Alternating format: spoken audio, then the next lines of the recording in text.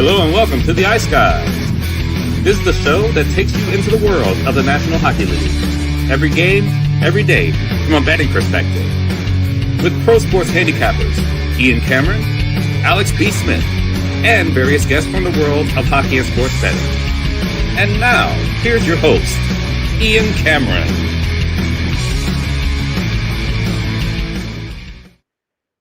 Welcome to the Ice Guys, and it's our NHL Western Conference season preview show. Ian Cameron and Alex B. Smith with you, ready to break down the Western Conference. If you missed it on Friday, we brought you the Eastern Conference season preview show. Make sure you tune in, and also the podcast on the Believe website. Make sure you check that out if you missed it on Friday.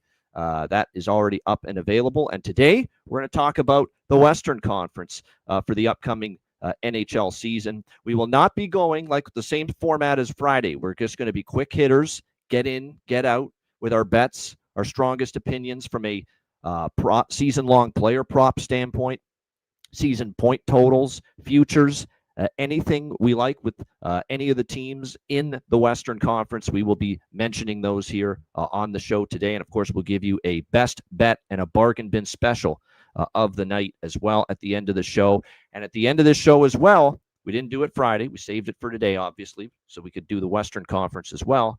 We're also going to give you our Stanley Cup final prediction and our Stanley Cup champion. Now, obviously, you're always taking a risk when you're making a Stanley Cup final prediction in October, but nevertheless, it's fun to do, and you got to do it, to start the brand new season. So we're excited about that. And of course, tomorrow, it gets going for real. The format that you know and love, every game on the board, every single game. We mean it when we say that. Every NHL regular season game, we will preview it.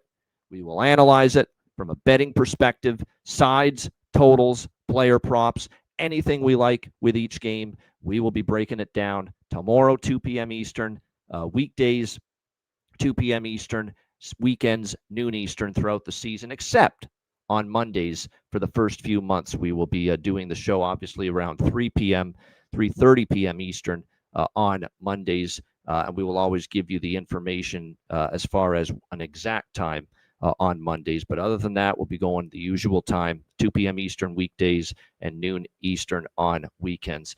I guess, Alex, before we get into our discussion and our analysis of these Western Conference teams, we do have to mention the big news of the day in the NHL. And obviously, look, it's not breaking news anymore, but hell, I'm excited to give the bumper a shot and roll it again for the first time this season. So let's roll it. This is breaking news from the Ice Guys.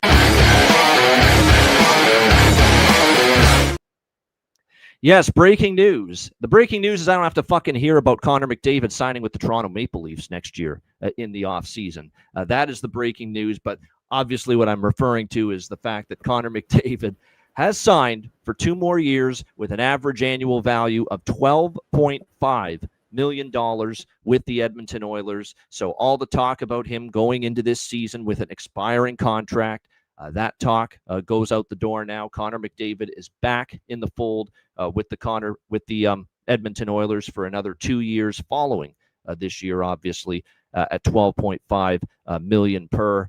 And when you think about the fact a certain KK in Minnesota got what he got as far as an AAV is concerned with the Minnesota Wild, it's actually one hell of a doing you a solid if you're Connor McDavid. But he's not doing them a solid based out of the goodness of his heart. That's not what he's doing at all, because yes, he cut down the AAV a little bit, because obviously Connor McDavid in this league is worth more than $12.5 million annually, especially with the cap going up in the next few years. But this is more so, he gave them a rebate on the money, but he said only a short-term contract. And you know what this is for Connor McDavid? This is, I'm done screwing around with the situation here in Edmonton. This is a loud and clear statement and mandate being sent by Connor McDavid to one Stanley Bowman and his front office henchmen there with the Edmonton Oilers, saying, get your shit together, build a proper roster, build a proper Stanley Cup contending team, improve this roster in the next 2 to 3 years, or sayonara. See you later. I'm out of here. That, to me, is what Connor McDavid is doing here, because he knows this is still a flawed team. This is still a flawed roster. We're going to get into it because obviously we're doing the Western Conference today, so we will get into the Edmonton Oilers a little bit. But this is Connor McDavid saying, hey, I know we've gotten to the Stanley Cup final 2 years in a row, but this roster still needs improvements big time if we're even going to think about getting back there to another Stanley Cup final, let alone winning the damn thing. So from that standpoint, this to me is what Connor's done here with this contract. That's going to look like, wow, he really is doing Edmonton a solid 12.5. He has got them on the clock is what this is.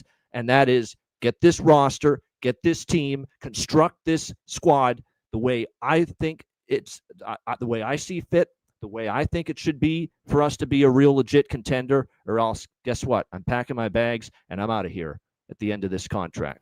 That's all there is to it as far as what I'm to me, that's what this looks like as far as Connor McDavid's thinking. But Alex, the big news, Connor McDavid, 2 years, $12.5 million per. Yeah, I was not expecting him to sign a deal to kind of just, bridge and kick this can down the road. I thought either he was going to get a long-term extension done, or he was going to say, you know what, I'm going to, we're not talking about this during the season. I'm going to test the waters for free agency, or we're going to, revisit this toward the deadline. Those were the things I was expecting to hear this week, not expecting a bridge deal. And now, like you said, the Kaprizov deal changes everything, right? That's what made this now a feasible kind of gap where you go, okay, $12 million, what you're already getting, continue that as a bridge deal, but your next deal, wherever it is in the league, is going to be a lot more than $12 million, and it's probably going to be more than the $17 million that Kaprizov's getting too. It's probably going to be in the range of $19 to $20 million, in my opinion. And if he can deliver and continue to deliver the numbers he has, the stats he has, then he would be worth getting paid $19 to $20 million based on how the cap is projected to go up. Now, that being said, and Jack's hit it right on the head in the chat, this team is not as good as it was the last couple of years, in my opinion. We'll talk more about it as we get into in depth with the Oilers, but I just think that window, if it's not closed shut, it's certainly closed pretty close to shut. It's not wide open like it once was, and we talk about how hard it is for Florida to do what they've done, getting to the Cup 3 times in a row. Okay, so that's what Edmonton would have to do, at least getting back there for a third straight time, and then getting over the hurdle of whether it be Florida again or some other team that's finally slayed the dragon that is the Panthers. It just doesn't seem like this will be the year. And then when you look at, yes, there's more open money in the next couple of years, but do you trust in Stan Bowman to put together a quality team that can win a championship? Remember, he inherited the Blackhawks. Okay, and 13 and 15, he made some small moves that helped cash it in, but the core pieces were already there the entire time. Stanley Bowman pretty much has to rebuild part of that core over the next 2 years and find a number one goaltender in that short time as well. And with what money? Right now, you have $834 in cap space. So you have some significant injuries this season. You're still going to be tied and kind of handicapped as to what you can do and what move you can make. And like we talk about how this Pacific Division keeps getting tougher, the Central's getting tougher. Everybody's gunning for Edmonton in the West because they've won the West the last 2 years. So overall, I just seem like it's just kicking the can down the road. He's edging this fan base, and at some point, we're going to be talking about him leaving again. We're going to be hearing all those rumors about him going to Toronto or Montreal or whichever team has cap space and available and is a contending team 2 years from now. And it's just going to be unfortunate. If I'm an Edmonton fan, I'm just bracing myself for the inevitable. Either hope they win the next 2 years, of course. Hope they can get back to where they are and finally accomplish this goal. But if not, you just got to brace yourself for, okay, life without McDavid. You've got Draisaitl, and it's probably going to lead into a big-time rebuild if you can't win in these next 2 years. That's what this is. I need to feel that we've either got one already or we're damn close, I think, for Connor McDavid to stay in Edmonton as an Oiler beyond this contract. And like I said, it's going to be absolutely fascinating to see how these next 2-3 years go, because this to me is going to be the management group led by Stan Bowman putting the Oilers in a spot where Connor McDavid feels comfortable enough to say, yes, if we haven't won by 2-3 years from now, I feel like we're right on the fringe of winning, and the management group are making the right moves, bringing in the right players, making our blue line deeper, stronger, better defensively, providing the depth we need up front, being strong as far as the center ice position is concerned, being strong in net. And I know when he's been on, Skinner has been phenomenal. He's been phenomenal. We know that. And he's also had his games where, he's been just terrible at times. He's just had a little bit of everything. And you got Calvin Pickard behind him, who, with all due respect, they got a lot from him last year. Connor Ingram. Yeah, and Connor Ingram, who we know is thankfully great news to hear he's returned from the player assistance program where he was in. Hopefully he's in a better frame of mind. He's the guy who could change everything, right? Yeah. If he can find a way to where, okay, like you said, he's going to start in Bakersfield, but if he shows a torrid stretch with Arizona, I remember. Yeah. Yep. But if he's back on track to where he was in that stretch of time where we saw him end up getting that contract extension with Arizona/Utah, we saw flashes of brilliance from him. He can provide some strength and stability, even if it's where he's the number one and Skinner becomes the number two. And now you've built yourself with depth. Okay, you know what Calvin Pickard can do if you need him to have him as a number three option is the best spot for him. So if things line out that way, then that does give Edmonton a shot. I agree. No doubt about it. All right, let's get into Western Conference preview. We will begin with the Central Division. We'll do our Central, any teams we want to talk about in the Central Division, bet on, bet against, season point totals, season-long player props, futures, anything we like involving teams with the Central Division. You know where I'm starting. I've been propping up this team all summer. And in our season preview videos. By the way, our season preview videos, they are already up and available for our Patreon members, but we will be releasing them free to everybody this evening on the Ice Guys channel. So make sure you check it out. We will be just making those public, and you'll be able to watch all 32 team season preview videos that we did over the last month on the Ice Guys YouTube channel. So make sure you check those out. But Central Division, you know where I'm starting, Alex. St. Louis Blues. We're very much pot committed, very much invested in this team in a variety of different markets. We've got their point total this year for the 2025-2026 season, over 91.5 points. I've even dabbled in them for division, Central Division, that is, conference and Stanley Cup futures. Now, I know, obviously, the division, they're behind the likes of Dallas, Colorado, Winnipeg, among others. But I think if things break right for the St. Louis Blues, they can contend to win this division. There's always one division in, NFL, NHL, majority of the major sports where there's a team that comes from, down the board a little bit, to win a division. And I think St. Louis, it's not going to be easy when I mentioned the teams that they're battling in this division: Colorado, Dallas, perennial cup contenders, every Winnipeg. But nevertheless, St. Louis, I think, can be in that position where winning a division is there. And I also think part of this is, and I've talked about this before, Dallas going to go balls to the wall to win the Central Division? I'm not completely convinced of that. Colorado going to go balls to the wall to win the Central Division? I'm not completely convinced of that. Winnipeg, after a President's Trophy year where they still got bounced in the second round, are they going to go balls to the wall to win the Central Division this year? I'm not so sure about that. So if all those teams are thinking long-term vision of winning a Stanley Cup and say, you know what, we're not going to run ourselves into the ice just to win the Central Division, who's going to step up, swoop in, and maybe take it? That's where I think the St. Louis Blues could. But I like the point total most of all. I like Jimmy Snuggerud's, goal point props that you can find. And I like Jimmy's. This is one of my favorites as far as value is concerned. I get the love and adulation for Ivan Demidov of the Montreal Canadiens for the Calder Cup trophy markets, to win that award as Rookie of the Year. I get it. Yeah, I think he's going to have a huge year. I've got Demidov, point props, going into this year. I mentioned that, I think he's going to have a phenomenal offensive season. He's got some work and seasoning to do on the defensive side of the puck, away from the puck when he doesn't have it on his stick.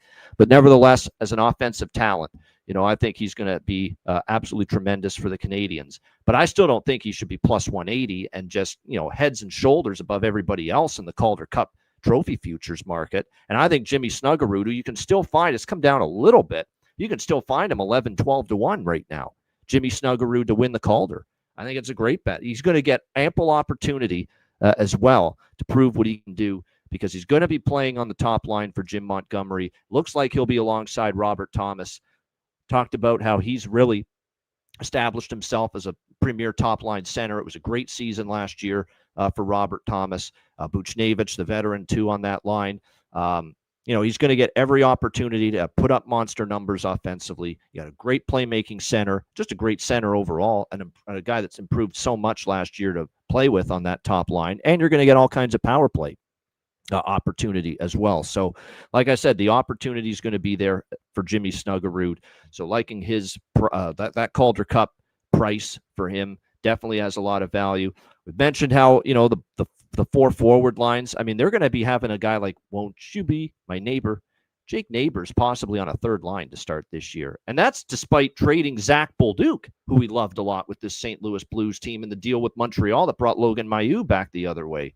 And yet they still, to me, have 4 lines that can contribute. Don't sleep on the guy on the 4th line, too. We started to see offense come to the forefront for him down the stretch. Alexei Toropchenko. That's going to be a guy that I think is going to be one of those sneaky line goal prop bargain bin type of players this year on the Ice Guys show for yours truly.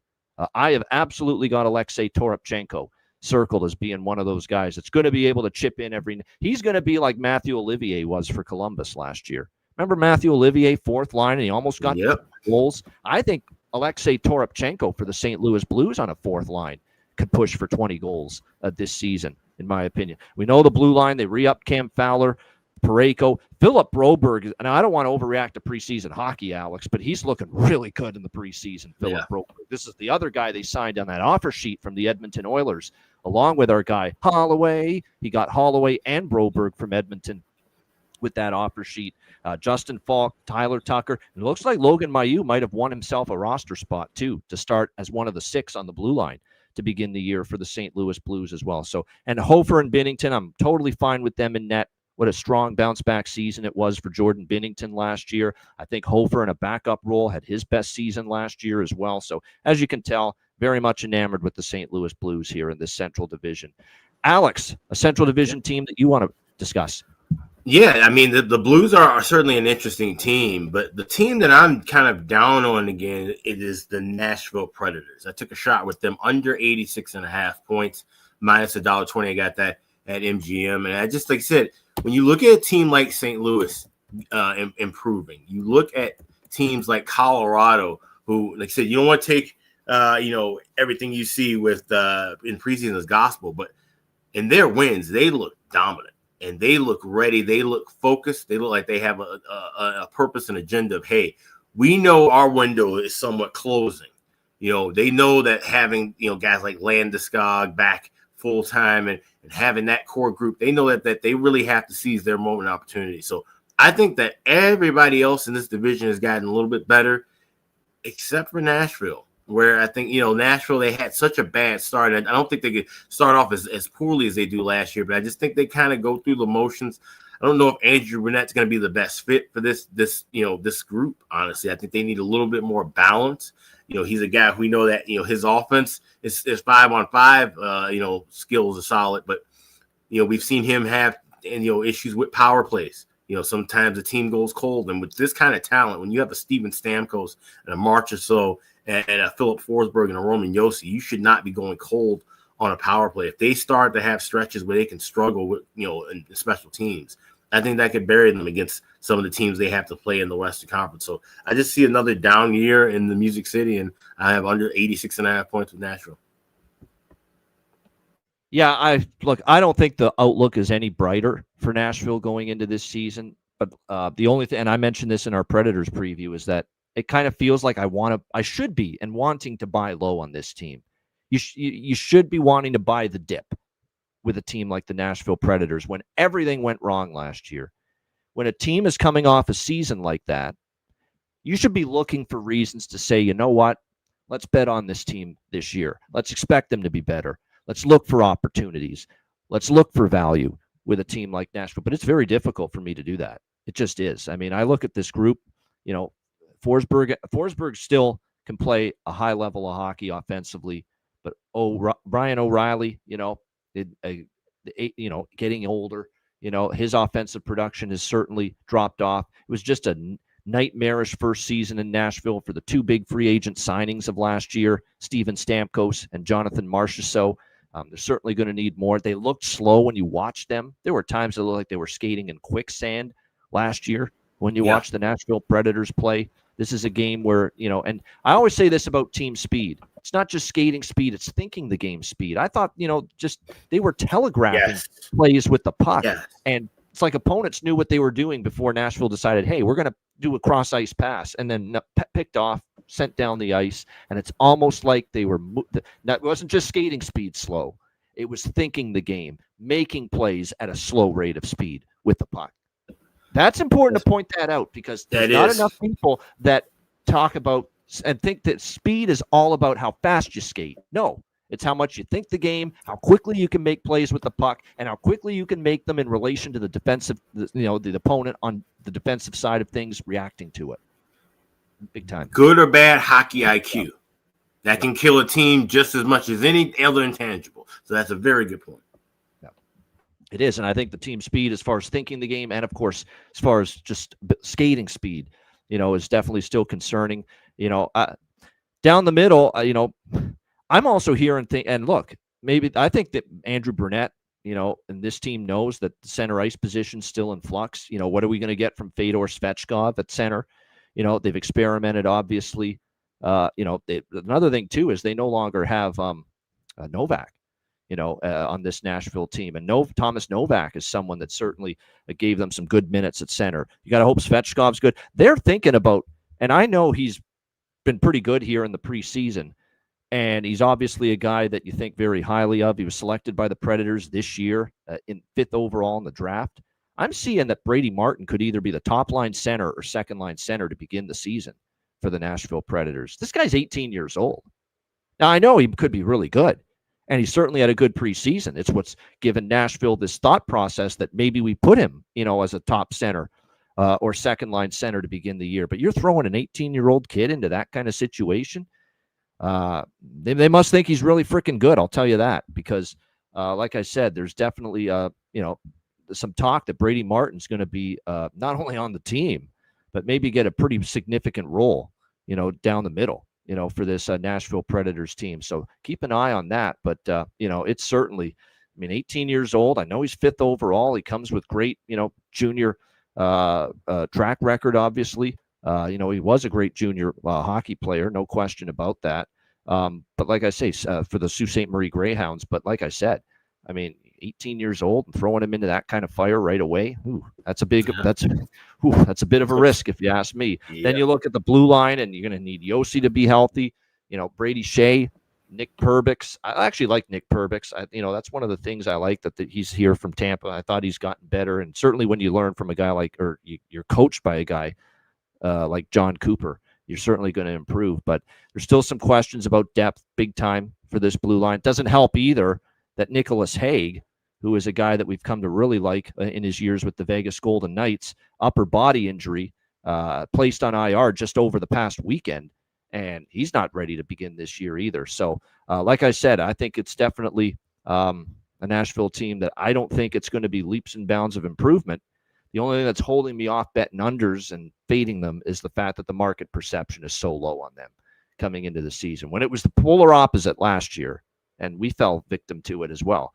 Polar opposite last year when everyone was singing the praises and thinking this team was a big-time team, Stanley Cup contending team, and they were basically out of the playoff race, 1 month, 2 months into the season last year, pretty much. So, but you're right. It's it's still difficult to bet on, even though everything says there's probably buy the dip. It can't be any worse than last year, but I can't do it as far as bet on with the Nashville Predators. Other teams in the Central Division that I will mention. Let me just see here. I think here's an interesting one as far as Dallas. I've been high on Dallas. We love our boys there, the Robinsons, Matt and Ryan. Matt will be on most Tuesdays and Thursdays once again on the Ice Guys show this season. I don't know if the Glenn Gulletson thing is going to work. Now I have kept the door open for it to work and succeed, because of two things. A, did a really good job as an assistant under Chris Knobloch in Edmonton. He did did a pretty good job there as an assistant coach. That maybe he's learned from some of the shortcomings and some of the mistakes he made the first time he was head coach at Dallas and when he was head coach at Calgary, where, it was 2 disappointing seasons for him there with the Flames. And another reason I'm willing to give Glenn Gulutzan a shot is because it's Jim Nill that made the decision to hire him. Like, Jim Nill we trust. I have come to believe that with Jim Nill because he's been that freaking good. Not good, great as a general manager of this hockey team, and just a perennial year in and year out strong team, depth up front, a tremendous blue line. You got a great young goalie in Jake Ottinger. He has done it the right way. And if he thinks Glenn Gulutzan is the head coach to take this team and get to that final step, get to a Stanley Cup final and win a Stanley Cup, who am I to question him? So that's why I'm kind of willing to give it a shot here as far as I'm concerned with the Dallas Stars. Now, Jamie Benn's out for an extended period of time, and I know his offensive game is not what it once was for the Dallas Stars, but still, you're talking about your captain. He underwent surgery for that collapsed lung toward the end of September, and we know he won't be available anytime soon. It's going to be what I like about Dallas up front here is, a full season of Mikko Rantanen should be good. And with Roope Hintz, there was great chemistry there with those two guys, no question about that. And I think those two and Robertson, that has the potential to be Jason Robertson. That's got the potential to be a pretty solid top line. If the chemistry that they started to show down the stretch last year is also what we see here this season. I love that our guy is going to make the team. I'm positive of it. He's making the team because I see him on all the depth charts and all the roster. Putting on the Ritz, Justin Ritzkovian for the Dallas Stars, a guy that was a really great American League contributor for the Texas Stars last year. A great offensive player. It's about, can it translate now to the NHL? That remains to be seen, but he's obviously had a very solid camp, very solid preseason. And Justin Ritzkovian's kind of been knocking on the door to make the Dallas Stars for quite some time. And it looks like at the moment, it looks like he's going to be on this roster for opening night for the Dallas Stars. You got Sagan, you've got Wyatt Johnston, of course, Maverick Bourque. You've got, I think, a good fourth line. Colin Blackwell can skate. Radek Faksa is a pretty good fourth line center, all-purpose fourth line center, pretty solid defensively. So definitely something to keep an eye on here for Dallas. That I still like the forward group. Blue line, you can't argue with it. I mean, Esa Lindell, Miro Heiskanen, Thomas Harley, who just had a breakout big-time season last year for the Stars. I think the Four Nations helped him out. Lundqvist, Lyubushkin, and Petrovic. A few more questions there, but we saw in the playoffs, when even with the depth defensemen, you got so much mileage out of them, and they still played maybe a little bit above, what we expected, but there's no doubt the big contributions they made. And, of course, Jake Ottinger and a very solid, steady backup option in Casey DeSmith who can go in there. So, like I said, there's still a lot I like with Dallas, Alex, but it's just, I'm willing to give Gulutzan a chance to prove me wrong because of Jim Nill making the decision to hire him. But that is a damning coaching track record for Glenn Gulutzan.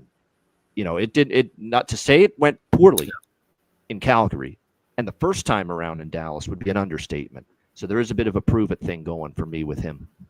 Yeah, I would agree with that. And like you said, it's hard. You certainly can't compare Dallas the first time around to Dallas now. Like I said, there was a number of issues. They had ownership issues. It was a porous roster, correct? Roster issues, money issues, ownership issues. It was all across the board. The uniforms were bad at that time. Everything was rough for Dallas in that era. But now things are different. If he can just carry them afloat to what they're doing in the regular season, right? Because that's the thing. You got to get back to where you've been. You got to get back to the Western Conference Finals. So you can't have any hiccups between October and mid-May. It's all about what you do in late May and into June, and that's what he has to prove. And like I said, if maybe he's learned from being on a team that has gone into June the last couple of years, and maybe he can take that experience along with what he's done on his own in his career as a head coach and put it all together. It'll be interesting to see. And like I said, this is a team where, as deep as they are, they still have pieces that they could make moves if need be during the season. They could make a splash trade. We heard rumblings and rumors about, Robertson being moved and maybe, some other guys being brought in from different places. Doug talks about Rasmus Anderson possibly being a good fit with what make this defensive core absolutely insane. It would be Florida level on the blue line if they were able to make a deal like that. So the fact that they have enough talent now to be a top tier team in the West, but could also make moves and additions to make them even stronger, that gives them a live shot this year. 70-plus points, Wyatt Johnston at around even money, -110. I like that. He had 71 last year. And people act like last year was a down year for him. No.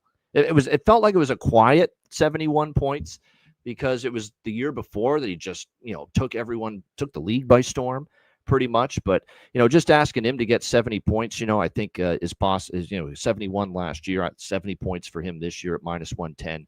That I do like. And like I said, I'm for Dallas. For me, I didn't bet division. I did sprinkle on the I'm thinking of sprinkling on the cup and the conference at some point, but I want to see how it plays out first to begin the season. Alex, another team in the Central. Which one do you want to mention?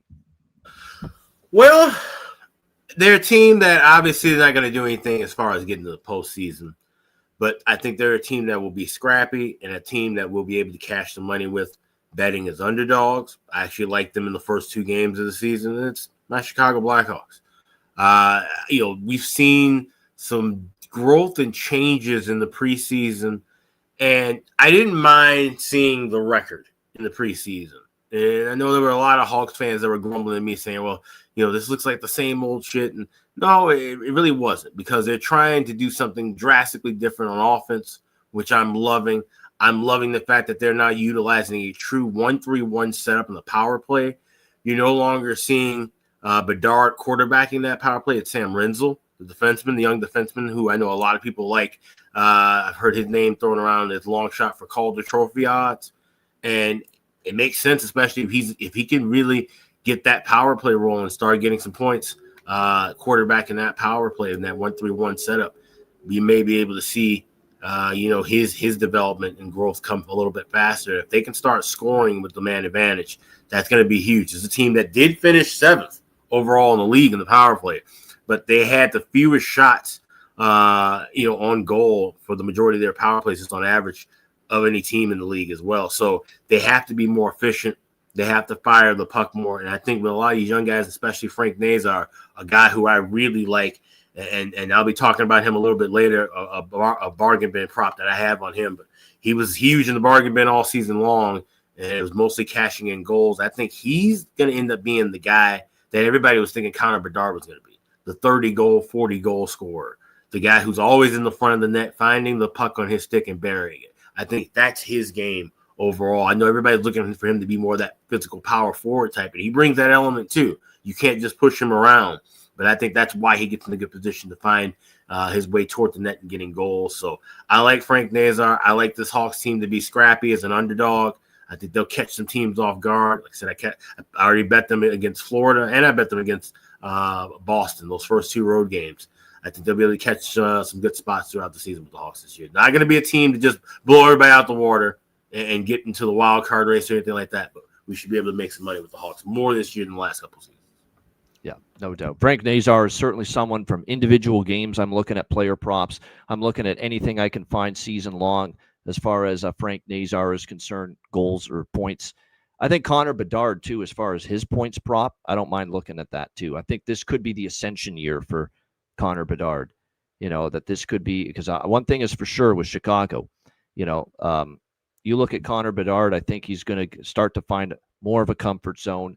Again, Donato's Pizza, Ryan Donato, who had a terrific year last year for the Blackhawks, is back. There should be some chemistry there. You got veterans like Andre Burakovsky, Teuvo Teravainen, Tyler Bertuzzi, and of course, Frank Nazar has clearly showed you last year, just in a short glimpse of what he's capable of. And to me, I thought he got better and better and better. 53 games, 26 points, 12 goals last year for Chicago, but so much of it was down the stretch. And he was just really starting to heat up for this Chicago team. Probably could end up being a catalyst for him going into this particular season.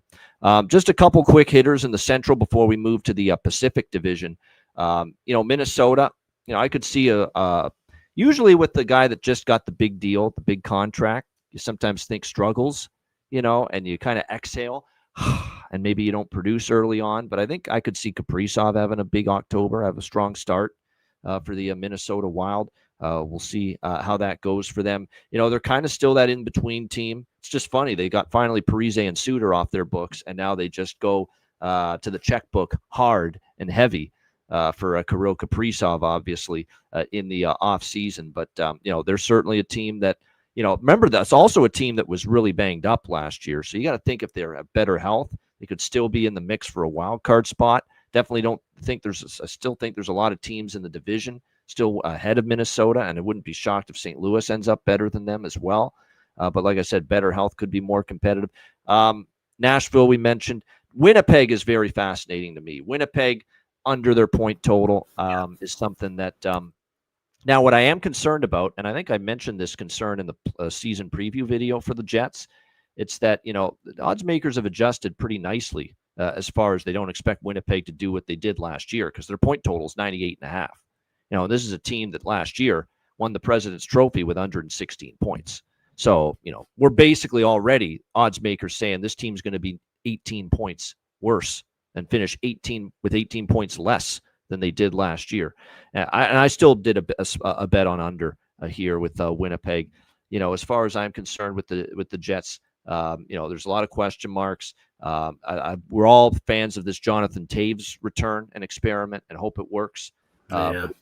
We're talking about a guy that's been out of hockey for a while. We're talking about a guy that's already dealing with a day-to-day injury toward the end of this training camp for the Winnipeg Jets.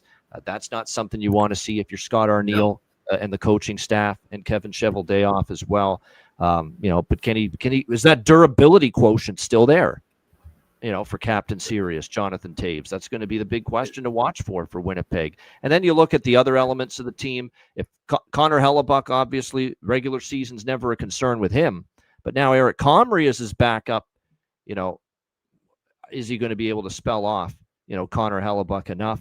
I think there's still some questions about some of the depth on the forward group. This blue line with Morrissey, DeMello, Pionk, their reputation certainly got improved and solidified with the valiant effort they gave in the playoffs.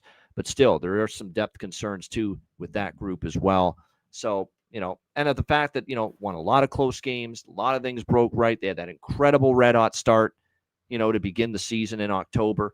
I think it'll be more difficult for Winnipeg to have that strong start. I think there'll be some spots to fade them in October, the first month of the year. Like I said, I didn't make this a big bet because odds makers adjusted pretty well, tipped the cap to them. 98.5 with their point total this year for a team that had 116 last year. So they did make a pretty significant downward adjustment, but I still think they could fall below that 98.5. Yeah, with Winnipeg, like I said, it's going to be tough to try to replicate what they did last year. And in reference with Toews, we talked about it literally, like I said, on the season preview about how we hoping he looks to be a bit of himself. That hit that he took where he got injured in that preseason game, he did not look like himself. That's not a position that you would see the old Jonathan Toews caught in and getting hit from the side like that. And that those are the things you worry about. And those are the things you worry about with any player who's missed 2 years of time. We talked about that with Landeskog. We were worried about, wow, this guy's been out for 2.5 years it had been. And now they jump back in a playoff series, no less, a physical playoff series, no less. So to have that with Toews and a guy who, like I said, you go all the way back to the prime of his career, as great as he played, he did have time missed because of concussions and injury issues. So, you wish the best for him, but it's not a good start to see him get hit like that and already be, day to day at 37 years of age. It's tough to see. It is. There is one prop that I'm interested in for Winnipeg. Now, again, we need a little better clean bill of health for him this year with the Jets. But if he is able to, give you actually it wasn't terrible. He did play still 71 games, but he did miss, a little bit of time last year. But if he can stay healthy, I think pushing for 30 goals and 60 points could be Gabe Vilardi. I like Gabe Vilardi a lot. He's going to be on the top line for this Winnipeg Jets team. So player props for the season with goals and points for Gabe Vilardi. I put some of those in my pocket because I like the way he's played since becoming a member of the Winnipeg Jets. All right, let's turn to the Pacific Division. Alex, I'll throw it to you first. Team you want to mention here in the Pacific? The Anaheim Ducks. We are definitely Yeah, that's why cracking. I gave you the floor, because I wanted to talk about this, but I know Alex is going to want to talk about Yeah, them. yeah, we are cracking with the Ducks this year, and with Coach Q, and it just seems to be a good fit for this club that we saw them make strides in each of the last 2 years, right? Even with Cronin, they had that little boost. I remember vividly. I fell for it. I actually bet them to make the playoffs. I thought they had a little bit of stretch where we saw those young guys that starting to really kind of gel and develop. That was when we first started to see the signs of Lucas Dostal. Maybe this guy's a little bit more than just a 1B or a backup option. Maybe he can be a legitimate goaltender. And over time, we've seen his growth and his progression to where now it's his net, completely. We're seeing this young group of guys now adding in veterans like Granlund and Chris Kreider. Kreider, who a guy with the king of the tap in, and just kind of, I think, ran out his time with the Rangers. I think the change of scenery and being around a younger, fresher group and a new philosophy and a different conference. We talk about that often, especially when you're looking at player point perspectives. He's probably going to get a lot more open opportunities to shoot the puck. He doesn't have to be the guy just standing right in front, cleaning up all the garbage like he had to do in the Eastern Conference in those net front battles. Things might be a little bit more open for him. So maybe, and that may be something that's welcome for him at 33 years of age, who's played a lot of big-time hockey and a lot of playoff hockey with the Rangers. He gets to be a little bit more freeing. So there's a lot of positive things here. I like the Ducks to make the playoffs. I don't think they go that far, however. So what I have is, and I mentioned this on the playoff preview, I have them to make the playoffs. I grabbed plus 310. I also went over 81.5 points minus $1.10. That's my favorite over-under bet on the schedule. But I have them to be eliminated in the first round at plus 500.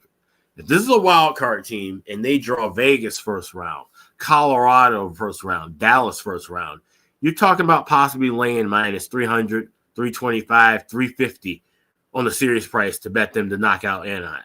Now I have them plus 500 in pocket by way of betting this already at the beginning of the season. So Anaheim to get in and Anaheim to get right back out. I'm hoping to cash plus 310 and plus 500 respectively.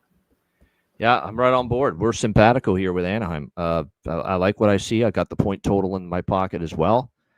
In this make the playoffs, a small sprinkle on that as well for this Anaheim Ducks team, and for sure.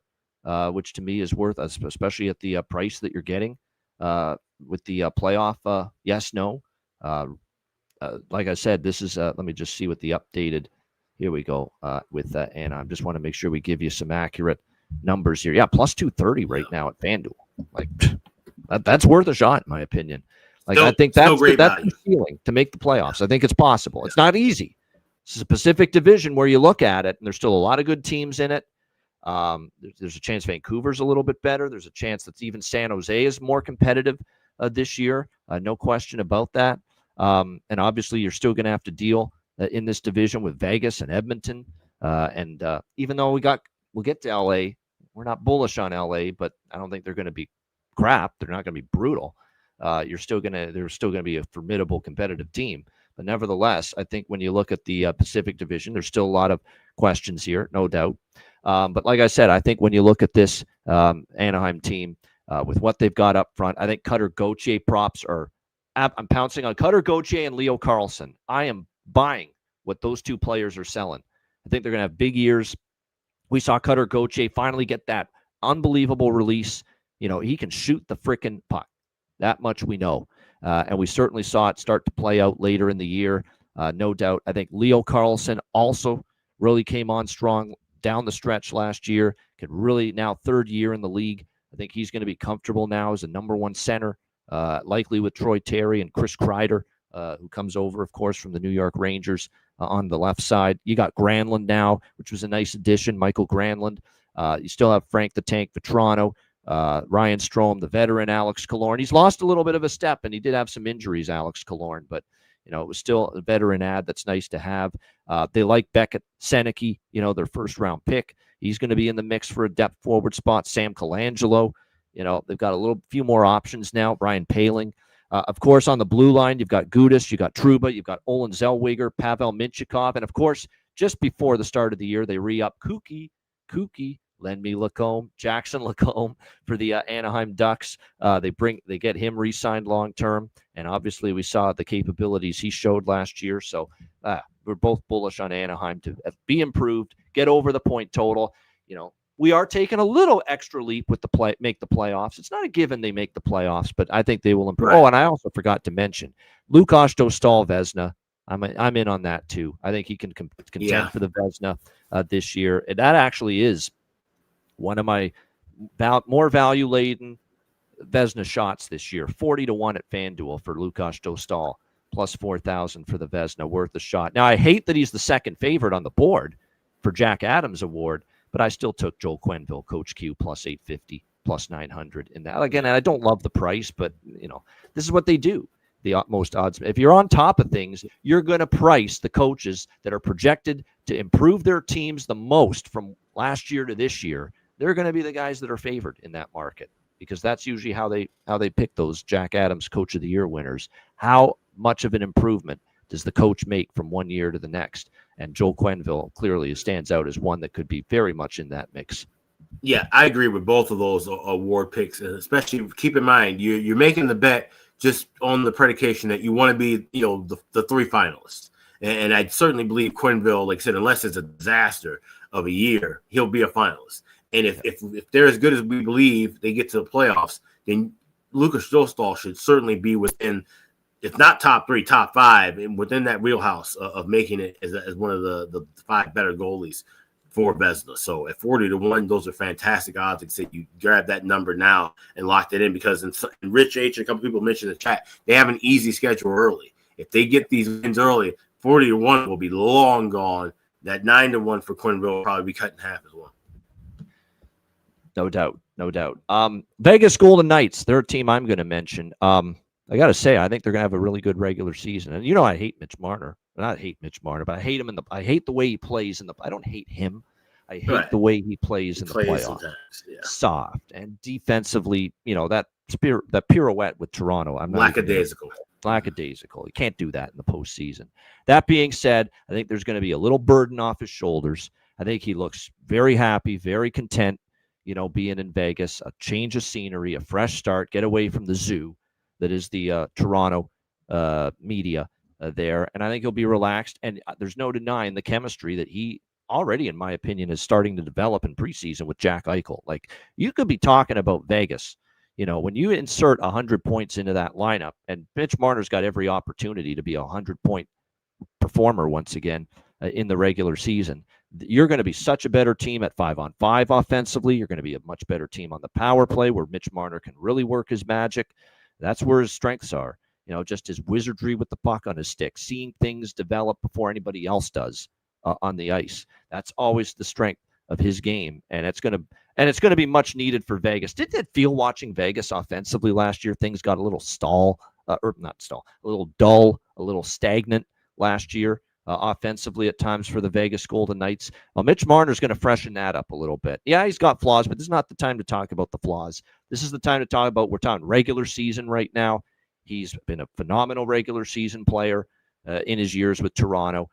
He's obviously a tremendous offensive talent, and he's been starting to shoot the puck a little bit more.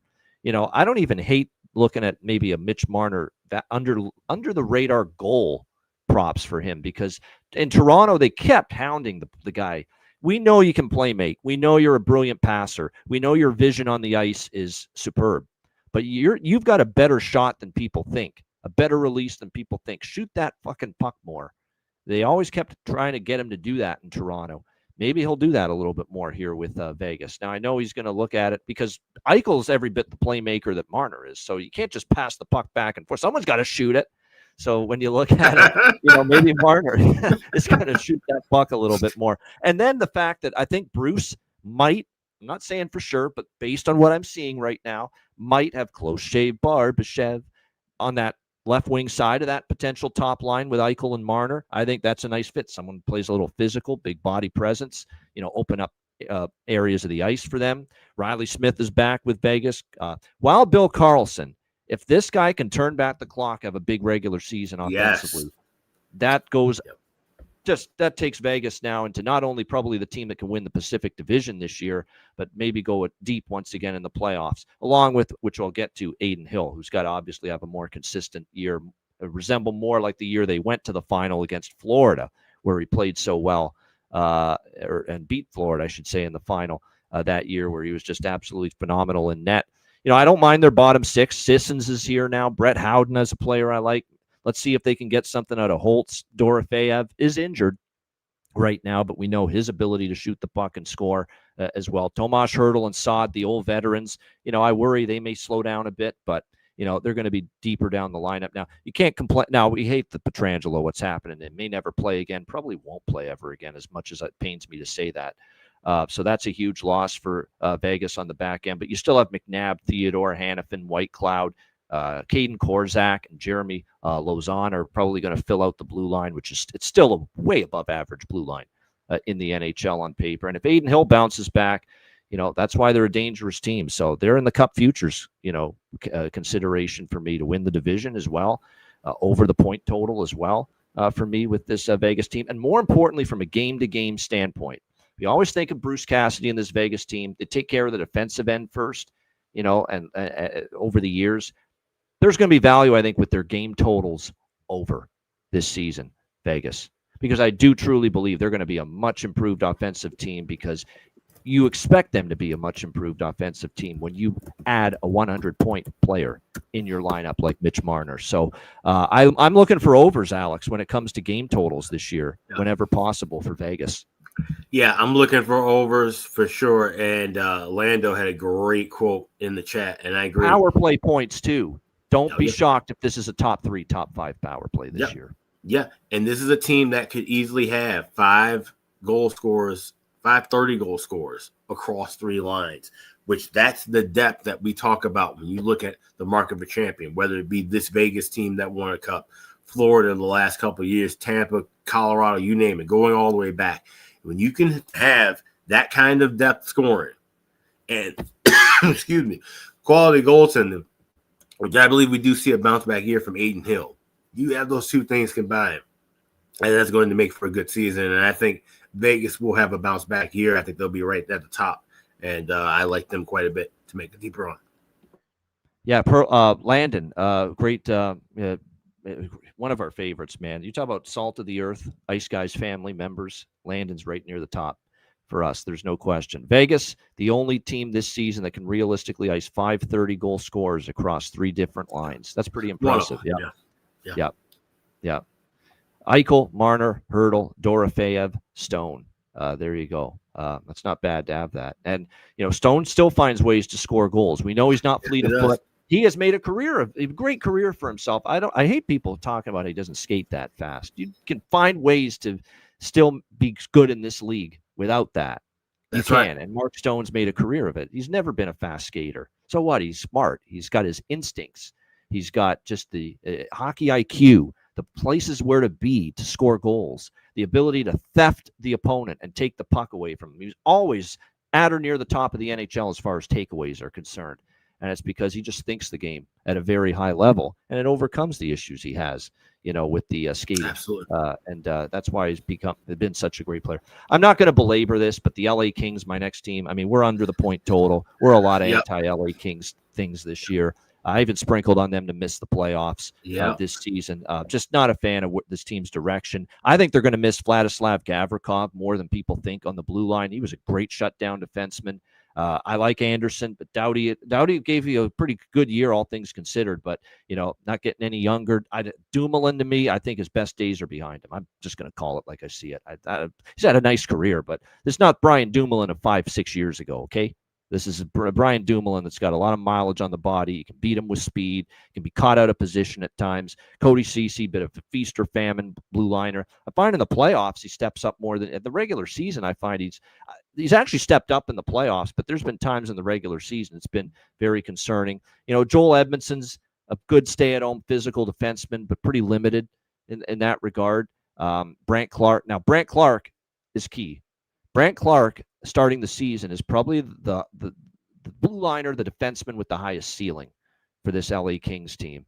And he's going to have to make some big-time strides. I like, what we saw from him at times last year, no question, but I think there's going to be a lot more on his plate this year. 5 goals, 28 assists, 33 points this season. He's very dynamic, phenomenal offensive potential, number 8 overall pick in 2021. He was last year.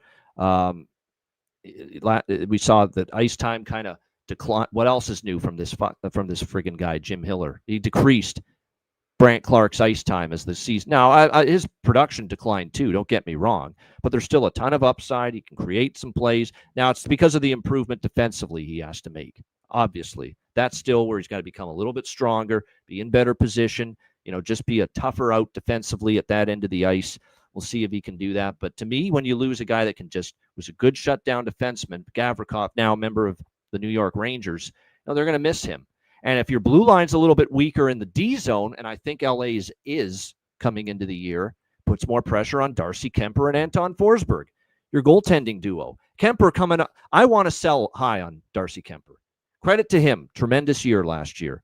But he's one of these goalies, and we have seen it in the past, going back to Washington and other teams he's been with. When he's coming off a good year, sell high. When he's coming off a down year, maybe you buy low on a guy like Darcy Kemper. He's not someone I fully trust right now to deliver back-to-back quality years in net, even though he had a great one last year for the LA Kings. Great season overall, but I don't necessarily trust that to duplicate it. I don't mind the forward group. Kuzmenko is not good defensively, but he can score, and he can produce offensively, playing with Kopitar, who we know is now going to be in his final year, retiring at the end of this year, the lifelong king. Adrian Kempe. I like Laferriere, although he is banged up to begin the year. Quentin Byfield, I think, is going to have a very good year. Can Fiala keep producing like he did last year? You've got a third line that can chip in offensively, Fogle, Deneau, Moore. So you got a forward group I don't mind at all, actually, for the LA Kings. They should be actually pretty solid up front, but I worry about the blue line. I worry about the depth. I don't think they're as strong in the defensive zone this year, and I don't think Darcy Kemper is going to do what he did last year, and I don't trust the coach one bit because he doesn't know what the hell he's doing half the time. And all you got to do is look at that playoff run to know that. So to me, a few things with the Kings. Under their point total, look for spots to fade them, sprinkle on them to miss the playoffs. And I think they're a sneaky game totals over team this year. They're going to score more, and I think they're going to be weaker defensively and in net this year. So that's my thoughts on LA. Yeah, I think they're an older team. I think they are a slow team, and especially when you talk about how fast just this division alone is. I just don't see them competing on a nightly basis. They have 15 of their first 22 games on the road. I think if things get rocky early, by game 25, game 26, we could be looking at a new coach behind the bench there in LA, and I think that could throw things haywire. So I really like LA to miss the playoffs as well as that under. And like I said, I've already faded them game 1.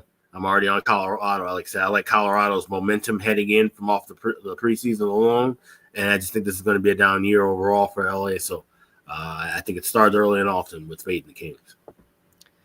All right, there you have a couple more in the Pacific Division. I think it's going to be a tough year for Ryan Huska in Calgary, although Ryan Huska just got a contract extension.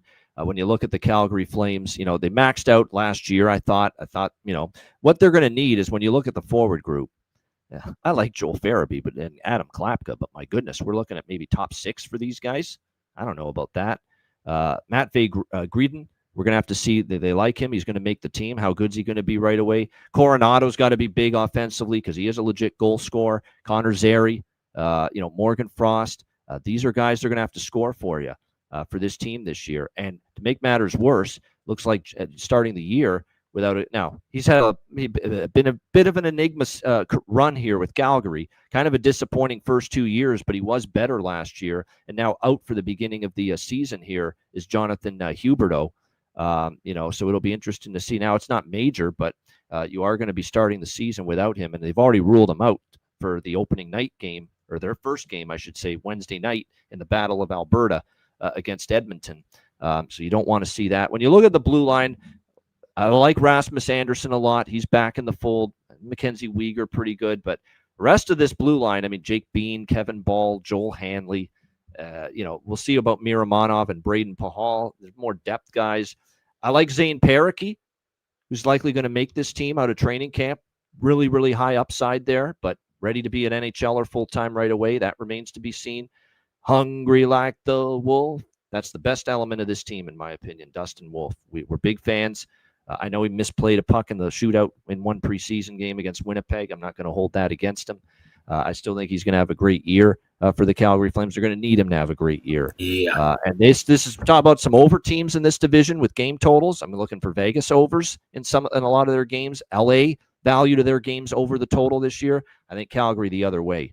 Look for some unders here. Yeah. I think they're going to really rely on Wolf, play a little bit more of a conservative, protect the house first kind of mentality and approach for the Calgary Flames, and it could be some trouble finding the goal scoring up and down this lineup.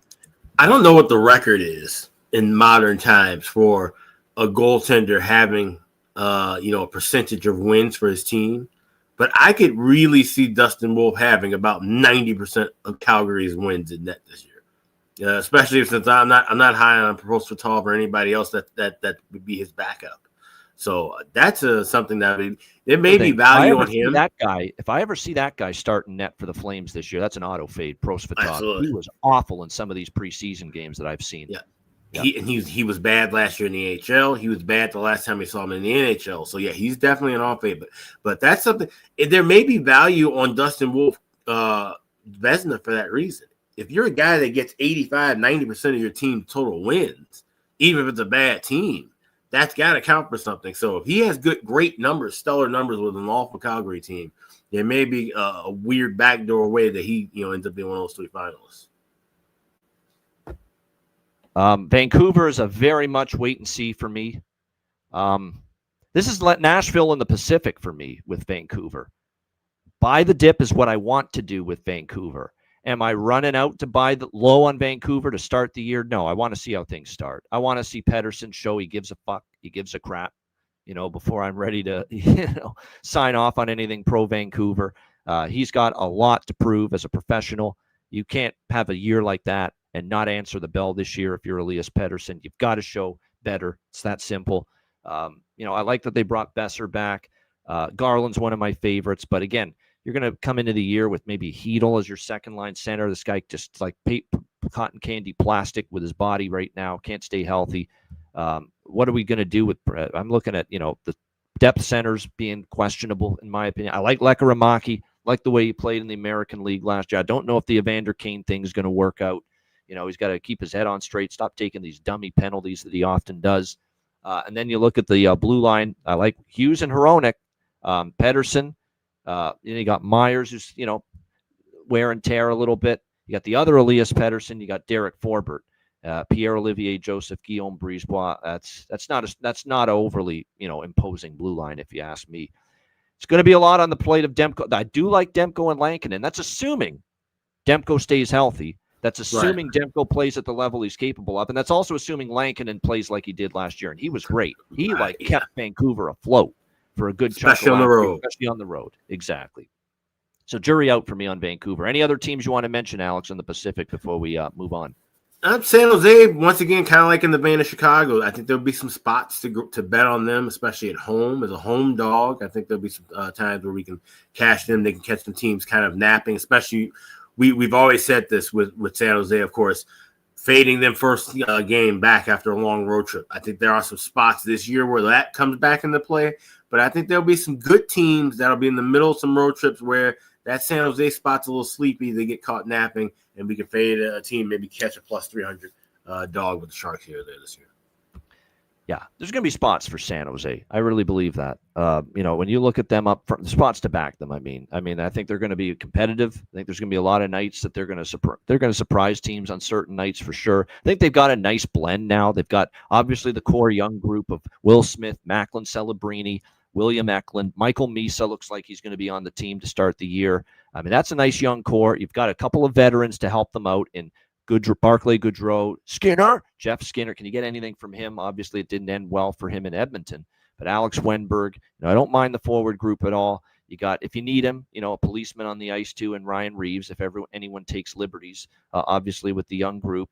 The blue line is still the work in progress, right? I don't know about Timothy Liljegren as a top pair defenseman. Nick Leddy's not getting any younger. Klingberg is a defensive liability, even though he actually played above his head at times for Edmonton last year. I'm still not fully on board trusting him in his own end. Shakir Makhmadoulian, Dmitry Orlov, Orlov's been weird where he's had good regular seasons and he's struggled in the playoffs. It's been weird with Dmitry Orlov the last few years. But again, the Sharks, are they making the playoffs? Probably not there yet. So as long as he has a good regular season, that's what matters. And there's going to be a lot on the shoulders of Yaroslav Askarov here for the San Jose Sharks. Yaroslav Askarov's going to have to show that, hey, I'm ready to take a big step forward. They believe in me as the goalie of the future for this team. And you do have a serviceable backup option in Nedeljkovic, but Nedeljkovic has kind of shown in recent years. With the Carolina blue line that's damn good a few years ago, Nedeljkovic was great.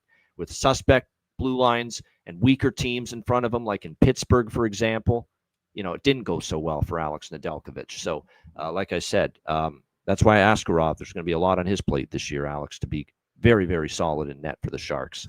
Yeah, and I'm ready to see what he can do in a full season healthy in the NHL. I think this kid is tremendous from what I've seen so far, especially, like I said, in the AHL level. He looks fantastic. I'm curious to see what he can do. Now, obviously, the numbers aren't going to reflect his skill just yet because it's still a bad team. But like I said, if he can steal some games, if he can make some big-time saves, a lot like what we saw with Dustin Wolf last year, right? If we can see him have some of those games, those 45 save games in a spot where Sharks have no business winning, but they find 2 points, then that's where we'll be able to kind of really measure and see where Askarov is in his growth. And quick hitters, Edmonton under the point total. I do like that, 106.5. And I know they got Connor for 2 more years, but again, let's see. Mangiapane, can we get the Mangiapane with Calgary? I thought at times with Washington, there was too much inconsistency there. I like Matt Savoy. I like this guy a lot. I like that they got him in that deal for McLeod with Buffalo. But is he ready? And it's just all about, is he ready to make an impact now in the NHL? Because it looks like Matt Savoy is going to be on this team to begin the regular season. Obviously, Draisaitl, McDavid, Ryan Nugent-Hopkins. But again, this bottom 6, man, Kasperi Kapanen, it's now important for him to keep showing what he did at times last year in the playoffs. He's got to chip in. Because you got Podkolzin, question marks, Lazar, question marks, James Hamblin, Zach Hyman's not ready to start the year, Matthias Janmark is on IR for Edmonton to begin the year. So like I said, there's questions there. Blue line is pretty much status quo, and Jake Wallman day-to-day to start the year, but Ekholm, Bouchard, Nurse, Kulak, Emberson, Stetcher, very much the similar group we saw last year. The one newcomer is Alex Regula, who's now part of this blue line for the Oilers, and of course Skinner and Pickard in net. I just think, team that's busted their tail to get to the Stanley Cup final 2 years in a row, they're not going to be all that excited about just going balls to the wall regular season. So you factor that in, depth concerns everywhere, under the point total for me with Edmonton, worth a shot there. And then the last team I wanted to bring up quickly is Seattle. I got to see it before I believe it. If you could tell me Matty Beniers is going to start to produce offensively like a number 1 center should, I'll say, yeah, I'm a buyer on Seattle. But until I see that, I've got my doubts. I've got my doubts about, other than Jared McCann, where's the consistent offense going to come from? Can Matty Beniers, look like, a number 1 center and produce like it finally? I think when you look at certainly the depth at forward, I mean, this third and their fourth line, and I like Shane Wright. I like Mason Marchment and that addition. Chandler Stevenson didn't have the year we thought he would last year. He's going to have to step up. Where are you going to get this depth scoring? Ty Cartier, it looked like he was going to be something big time offensively. He kind of regressed last year. Keep an eye on Yanni Newman from Seinfeld. You know that. Yanni Newman. He's a guy that obviously got into the lineup last year down the stretch. He's going to be on the bottom 6 if they can get something offensively at a consistent rate from him. That helps. It doesn't help either that Kaapo Kakko is on IR to begin the year for the Kraken. Doesn't help that Brandon Montour's out to begin the year. Riker Evans is on IR to begin the year. Vince Dunn, day-to-day to begin the season. Now, his injury is not major, but he's not going to play on Wednesday. It looks like he may miss the first game of the year. May miss. Not for sure yet, but might. And all of a sudden you worry about a blue line that might have Larson and Oleksiak, Mahura, Lindgren, of course, comes over. Cale Fleury might have to play a little bit more with some of these injuries on the back end. And then I like Decord. I do like their goalie, Joey Decord, but, Grubauer is going to have to play some. And to say it was not been good, his run here with Seattle would be an understatement. So, and I don't love the hire. I mean, there's nothing against Lane Lambert, but, good assistant. Very good assistant, but head coaching, we saw it didn't go well with the Islanders, so I've got to be convinced that's a great hire. So I'm a seller on Seattle, Alex, until proven otherwise. Yeah, no, it's a team that I would have to, like I said, wait and see. But I feel like they're going to be trending more downward than upward this year. Definitely doesn't seem like a team, like I said, especially with that how that division is growing, that they're moving up forward. The rest of them. And but another thing too with Seattle, all these system changes. It's like a quarterback that's got three different offensive coordinators in 3 seasons to work with. That never goes well.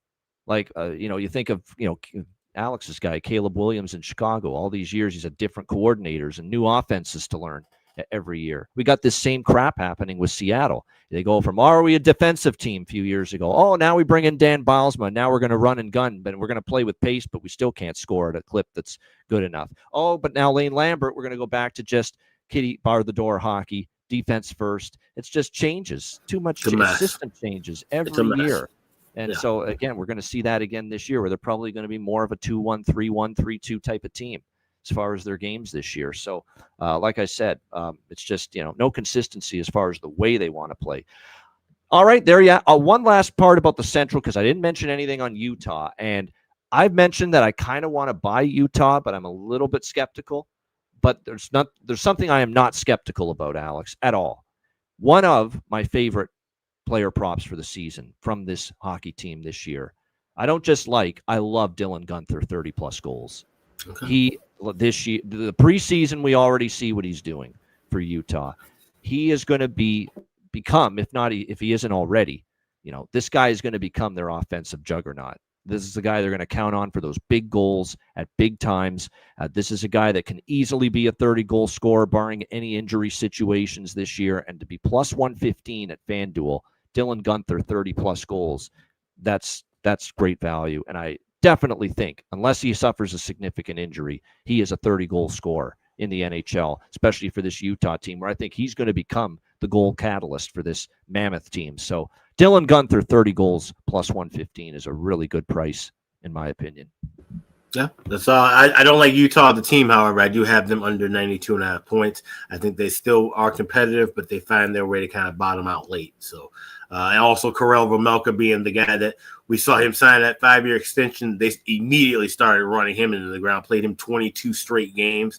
Can't afford to do that this year, especially since you don't have Connor Ingram as a backup. You have Vitek Vanacek, who's a little shakier of an option. So, like I said, Guenther probably be the only bright spot, in my opinion, on that Mammoth club this year, but I definitely don't think they make the playoffs. The answer to that, Robert, is yes, she is. She's still on the coaching staff, Jessica Campbell in Seattle. She was retained by Lane Lambert as an assistant coach. So there you go. She is still, Paterka 30, says Nick Alvento. There's something someone mentioned that I wanted to. It was actually not a serious. It wasn't an NHL question, but someone in our chat right at the beginning. It's too many comments in our. By the way, thank you. One thing I want to mention to our YouTube chat people, I really want to try to make a concerted effort this year to include you guys more in the show. Like, flash comments on the screen that we think are great comments, because your contributions need to be acknowledged. I think you guys know your hockey. I know we're the guys doing the show, but so many of you know your hockey. You know how to bet it, and you bring just great stuff, great insight, great analysis, great stats, great info to the table, and we really want to highlight that this year on the show. So we thank all our Ice Guys viewers and listeners for that, and all the contributions you make to help and make this, the best damn NHL betting show, and the only one that goes 7 days a week throughout the NHL season. So we thank you for that. Guillermo Zertucci, good to see him. He's also one of our the people that tunes in on Pub Sports Radio routinely. So great to see him in the chat. And I said, great stuff. All right, there you have it. The comment that I wanted to mention, it was way back earlier in the show. Yeah. Are we no longer have we lost, and as the hot dog with fries bit the dust? I hate to tell you, it has. It has. I hate to tell you, it has. Yeah. We're not going to see that this year. A hot dog with fries. Ian and Alex B. Now, new sponsor. Yeah. That was the Boston Hemp Days, but yes, we won't be seeing that anymore. That was a funny ad, though. It was a funny ad. Yeah. Everybody loves the perfect pair ad. Yeah, that was a good one. Yeah. That's Alex, by the way. It was all him coming up with that. Yeah, he's the one that's got the creative, juices between the two of us right now, as far as music and ad, creations and all that. So Alex doing the yeoman's work there as far as that's concerned with the Ice Guys show. You know what's yeoman's work for you guys? becoming a Patreon member. That's yeoman's work. That's mandatory work, if you ask me, because of what we will provide this year. Patreon.com/IceGuys, just $10 per month. Now's the time to re-up. You can go to $10 per month. You could re-up for the full year. That is definitely an option. There's multiple, subscription periods, membership periods that you could choose from, but now's the time. NHL season is back starting Tuesday night, and with it, all the bonus content that comes with the show, goalie charts from Alex, totals charts, power ratings, you name it, special articles from time to time. We're going to have videos, bonus shows, bonus videos, access to our exclusive Ice Guys live betcasts that are for Patreon members only. We will have a bunch of those. Now, most of those will come later on in the season, post-football ending, but still, we will have, and that's when we will have the lion's share of our Patreon exclusive live betcasts throughout the season. All those will be available to you. And of course, daily NHL card posted on the page each and every day. Sides, totals, player props from me, from Alex, and any guests that we have on the show throughout the season. So make sure you check it out. Now's the time to get back on board. If you paused your subscription or canceled it during the off season in the summer months, now's the time to get back on board. Become a Patreon Ice Guys member, $10 per month at patreon.com/IceGuys. And another thing, too, is something we've been trying to do in the last couple of years. We've done it a couple times, but we might just pop on and do an impromptu betcast that won't be on the whole night. It may just be on for the first couple of hours in a game on a busy Tuesday or Thursday night slate. So that's another reason why you want to sign up this year. We want to try and do some more things that'll just be spur of the moment, be a little more adventurous this season, and bring you guys some bonus, as much bonus content as we possibly can. So definitely want to check out Patreon.com, but you also want to check out as well the Ice Guys store, iceguys.myspreadshop.com. We've got the hoodies, we've got the t-shirts, we've got the caps that you've known and loved, wonderful designs and creations, and they're all up and available right now. No specials at the moment, but there will be sale specials as usual throughout the entire season. We will let you know when they are available, but definitely want to check out all the merch that we have right now at the Ice Guys store. That's iceguys.myspreadshop.com. And late this evening, I will have the NHL season-long player props, futures, point totals, all that from me and from Alex late this evening posted on the Patreon page. I'll post that up, and you'll have that, and you'll have all, the next, 24 hours before the first games start tomorrow to get any of those bets that you agree with in, or you can fade them. Doesn't matter to me.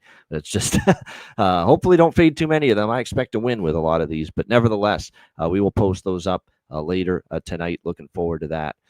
Great stuff. All right. We will be back with Bargain Bin Special of the night and Best Bet from the Western Conference, and as well our Stanley Cup Final and Stanley Cup Champion predictions. We will give those as well coming up in just a moment, right after we hear from our brand new smoke sponsor of the Ice Guys show, our friends at Royal Cannabis.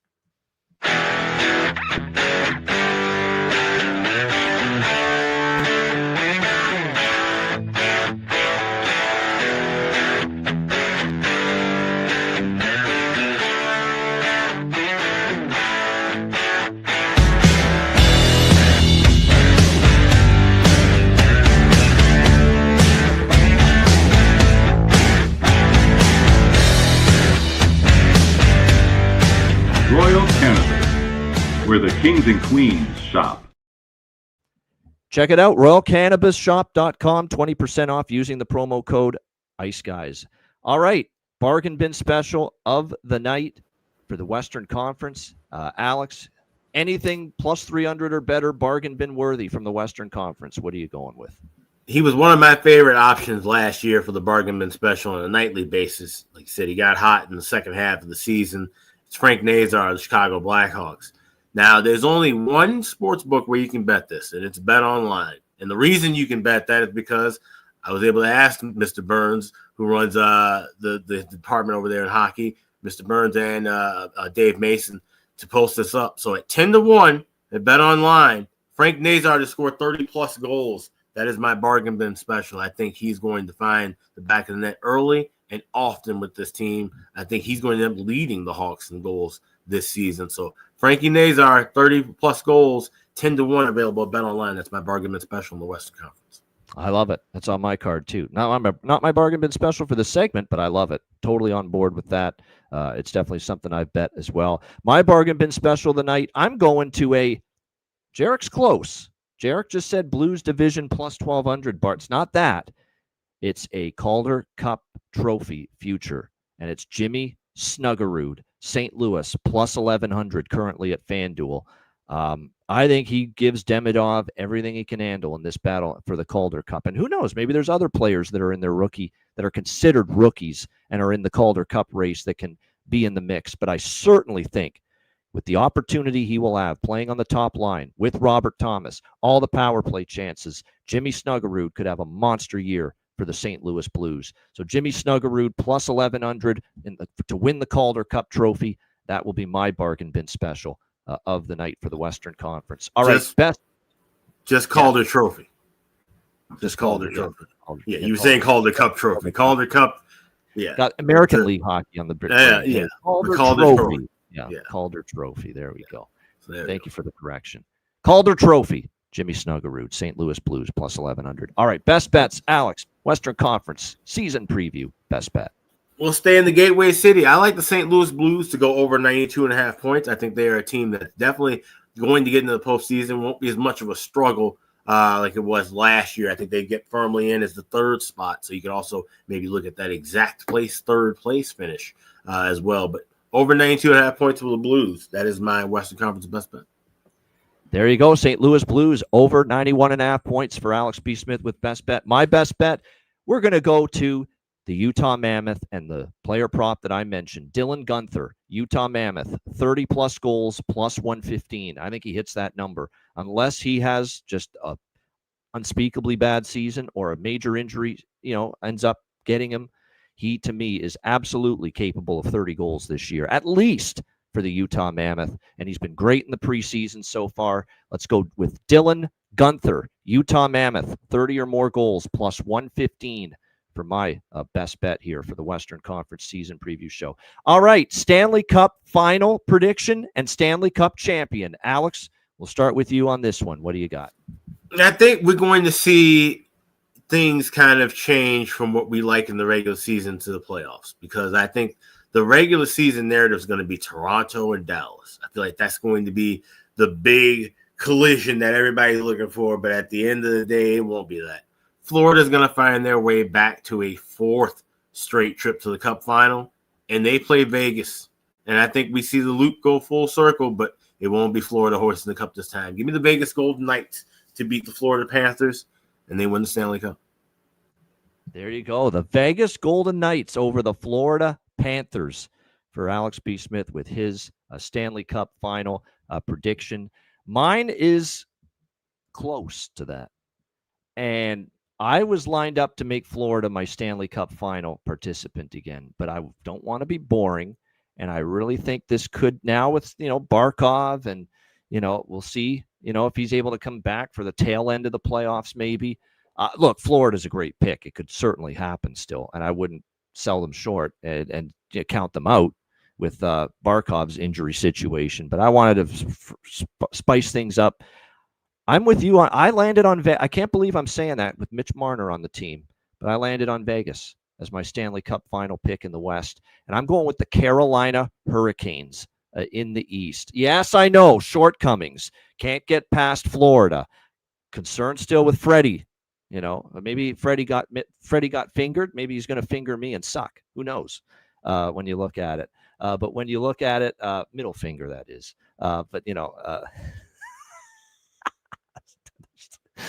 Awkward, I know, but nevertheless, I think when you look at this, that's great. I'm concerned with Carolina for sure. You look at this situation. I think the roster's great. I think with Ehlers up front, they're improved. The blue line is still rock steady. Look out for Nikishin for a full year. I think this is a situation where we are absolutely going to have a great chance to see Carolina get that over that hurdle, take that next step, be in the Stanley Cup final. So from that standpoint, let's go with Vegas, Carolina, Stanley Cup final, and Carolina as your champion. I'm doing it. Carolina as your champion this year. Like I said, our sponsors will love it.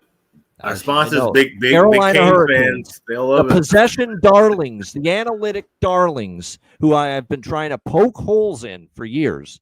And here I am picking them to win the Stanley Cup this year. Like I said, I think, I like it. I like it. I really do like that roster. The one concern is in net, but like I said, I really like that roster otherwise for the Carolina Hurricanes this year. So there you have it. Vegas, Carolina, with Carolina as the champ for me. Vegas, Florida, with Vegas as the champ for Alex B. Smith for the Stanley Cup. There you have it. That's a wrap for our Western Conference season preview show. The format you know and love is back tomorrow.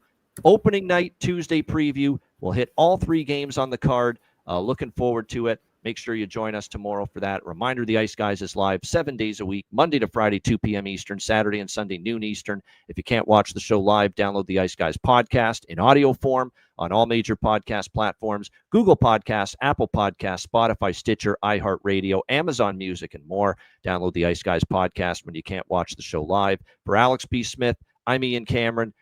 Let's get the ball rolling, folks. Opening night tomorrow. We'll see you on Tuesday, 2 p.m. Eastern, for our season premiere opening night edition of the Ice Guys.